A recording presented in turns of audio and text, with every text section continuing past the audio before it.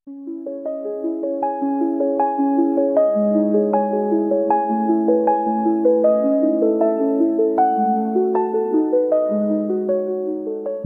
পাহাড় কথা বলে নীরবতায়, যেখানে বাতাসে ভেসে আসে অচেনা ফুলের গন্ধ, সেইখানে লুকিয়ে আছে কমলদহ ট্রেইল, প্রকৃতির বুকে লেখা এক অপার কবিতা। চারপাশে ঘন সবুজ গাছের সারি, পাতার ফাঁক দিয়ে উঁকি মারে সোনালি রোদ, আর বাতাসে ভেসে আসে ভেজা মাটির গন্ধ, যা মনে করিয়ে দেয় মানুষ যতই দূরে থাক, তার শান্তি এখনো লুকিয়ে আছে প্রকৃতির বুকেই। ঝর্ণার জলে হাত ডুবিয়ে দিলে মনে হয় সব ক্লান্তি, সব চিন্তা গলে যাচ্ছে সেই ঠান্ডা স্রোতে। সেই জল শুধু শরীর নয়, আত্মাকেও ছুঁয়ে দেয়, যেন বলে যায় শান্তি পেতে হলে ফিরে এসো প্রকৃতির কাছে।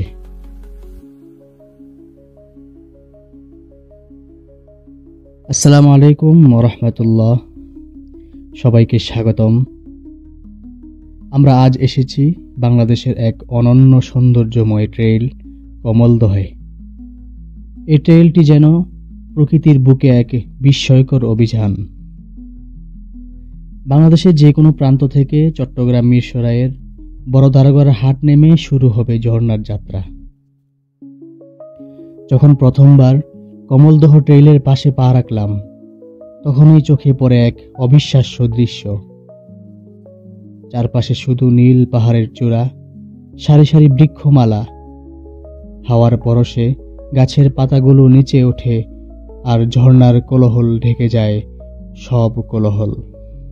শুধু শোনা যায় প্রকৃতির নিঃশব্দ সঙ্গীত, মাটির গন্ধ আর জলের স্নিগ্ধতা।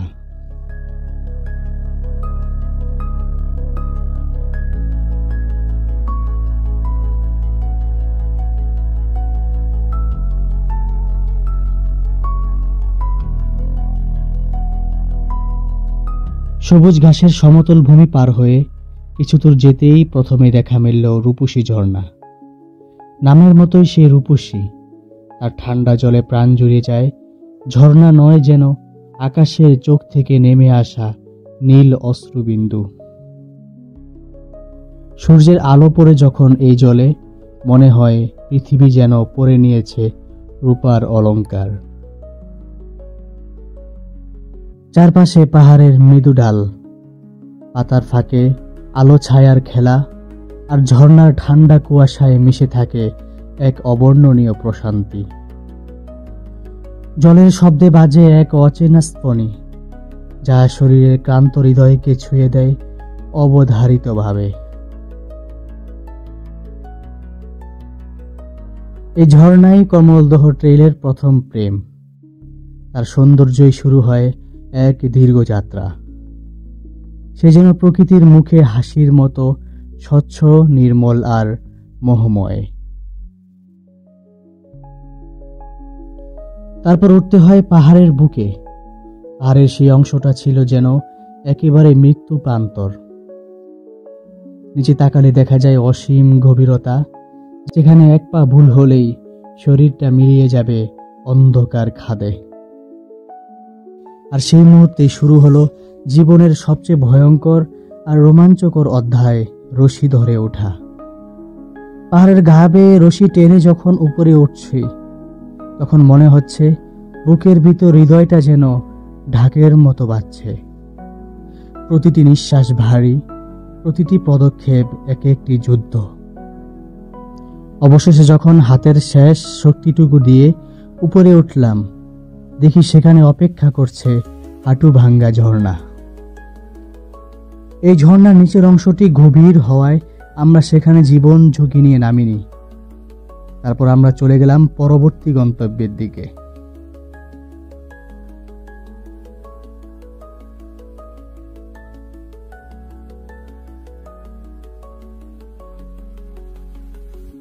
শুরু হলো শীতল ঝিরিপথ, যেন কোনো শিশির ভেজা স্বপ্নের পথ চলা। পায়ের নিচে টলমল পানি, চারপাশে শ্যামল সবুজের রাজত্ব। এই পথ চলার সময় হারিয়ে যায়, থেমে থাকে শুধু প্রকৃতির স্পন্দন। যখন জিরিপথে পা রাখলাম, তখনই বাতাসে ভেসে আসে জলের শীতল গন্ধ।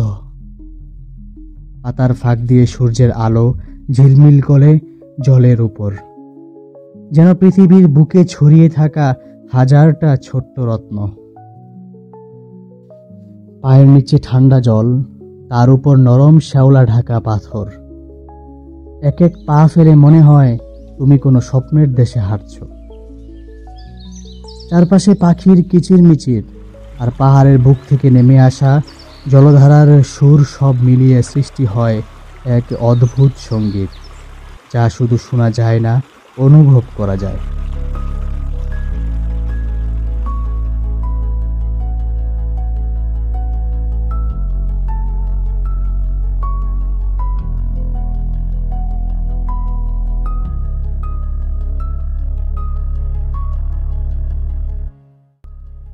জিরিপথে চলতে চলতে সামনে আসলো একটি ওয়াই জংশন। সেখানে দুটি পথ ভাগ হয়। আমরা আবারও বাম দিকের সেই রহস্যময় পথে চলতে চলতে দেখা পেলাম প্রকৃতির এক লুকানো রত্ন, ছাগলকান্দা ঝর্ণা। তার চারপাশে পাহাড়, গাছপালা আর নিচে ঝিরির মিষ্টি স্রোত। সব মিলিয়ে মনে হয় প্রকৃতি যেন আপন হাতে সাজিয়েছে এই জায়গাটা। সে যেন প্রকৃতির এক নীরব কবি, যার ভাষা আর সুর হলো নিস্তব্ধতার ভিতরে লুকানো শান্তি।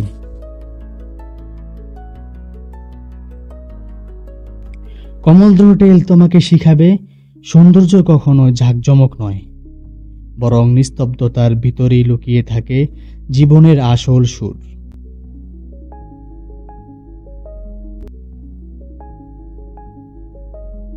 এখানে প্রতিটি ফোঁটা জল এক একটি গল্প বলে, প্রতিটি বাতাস ছুঁয়ে দেয় আত্মার গভীরতা।